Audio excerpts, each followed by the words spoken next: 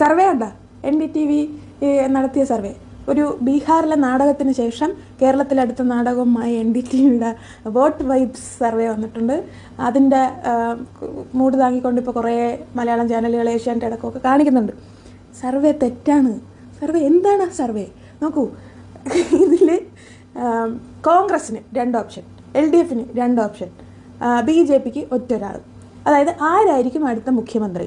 അതിന് കോൺഗ്രസിൻ്റെ ഓപ്ഷൻസായി അവതരിപ്പിച്ചിരിക്കുന്നത് ഒന്ന് VD സതീശൻ, ഒന്ന് ശശി തരൂർ. അതായത് ഒന്ന് കേരള രാഷ്ട്രീയത്തിൽ വളരെ സജീവമായി നിൽക്കുന്ന കേരളത്തിൻ്റെ പ്രതിപക്ഷ നേതാവ്, മറ്റൊന്ന് കേരള രാഷ്ട്രീയത്തിൽ, സംസ്ഥാന രാഷ്ട്രീയത്തിൽ അത്ര തൊട്ട് നിൽക്കാത്ത ഒരാൾ.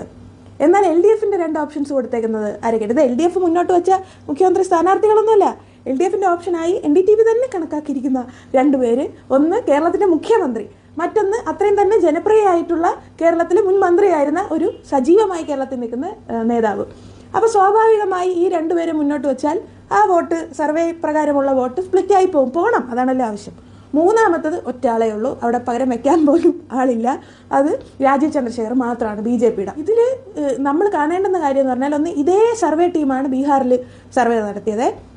ആ സമയത്ത് ഉള്ള അതേ പാറ്റേൺ, അതായത് ഒരേ അച്ചിൽ വാർത്ത പോലത്തെ ഒരു സർവേയാണ് കൊണ്ടുവന്നേക്കുന്നത്. ഈ സാധാരണ ഞാൻ പോലീസുകാർ ഒക്കെ കഥ പറയുമ്പം കേട്ടിട്ടുണ്ട്, കള്ളന്മാരുടെ മോഡസ് ഓപ്പറാൻഡി വെച്ചാണ് അവർ പിടിക്കാറുള്ളത്. അതുപോലെ ബീഹാറിൽ നടത്തിയ അതേ സാധനം കൊണ്ടാണ് ഇവിടെ സർവേ ആയിട്ട് വന്നേക്കുന്നത്. ഈ ഒരു കാര്യം എന്ന് വെച്ചാൽ ഈ പടം നോക്കുമ്പോൾ കാണാൻ പറ്റും. പടം ഇങ്ങനെ സൂക്ഷിച്ച് നോക്കുമ്പോൾ എന്ന് തോന്നുന്നൊരു സാധനമുണ്ട്. അതായത് ശൈല ടീച്ചറിൻ്റെ 16%-നേക്കാൾ വലുതാണ് രാജീവ് ചന്ദ്രശേഖറിൻ്റെ 14%. ആരാണ് കുട്ടികളെ നിങ്ങൾ കണക്ക് പഠിപ്പിച്ചത്? ടീച്ചർ പഠിപ്പിക്കാം. അപ്പം അതും തെറ്റ്, പടം തന്നെ തെറ്റ്. ചുരുക്കി പറഞ്ഞാൽ ആരുടെ താല്പര്യം സംരക്ഷിക്കാനാണ് ഈ സർവേ ചെയ്തിരിക്കുന്നതെന്ന് വ്യക്തമാണ്. ഞാനല്ല ഇത് പറയുന്നത്, രമേശ് ചെന്നിത്തല തന്നെ പറഞ്ഞു ഇത് സ്പോൺസേർഡ് സർവേ ആണെന്ന് കണ്ടാൽ അറിയാമല്ലോ. കാരണം അദ്ദേഹത്തിൻ്റെ പേര് ഇതിലില്ല. ആരുടെ പേരാണ് വെച്ചിരിക്കുന്നതെന്ന് നോക്കൂ, CM സ്ഥാനാർത്ഥിയായിട്ട്. സാഡാണ് കേട്ടോ ഗൈസ് ഇങ്ങനെയൊക്കെ ചെയ്യുന്നത്. ആളുകൾക്ക് വേറെ ജോലി ഇല്ലാഞ്ഞിട്ട് ഓരോരുത്തർക്ക് വേണ്ടി ഉണ്ടാക്കുന്നതാണ്. അപ്പോൾ എന്തായാലും ഈ സർവേയും കൊണ്ട് ആരെങ്കിലും ഫാമിലി ഗ്രൂപ്പിൽ വന്നാൽ ധൈര്യമായി പറയാ, എടുത്തോണ്ട് പോടേ.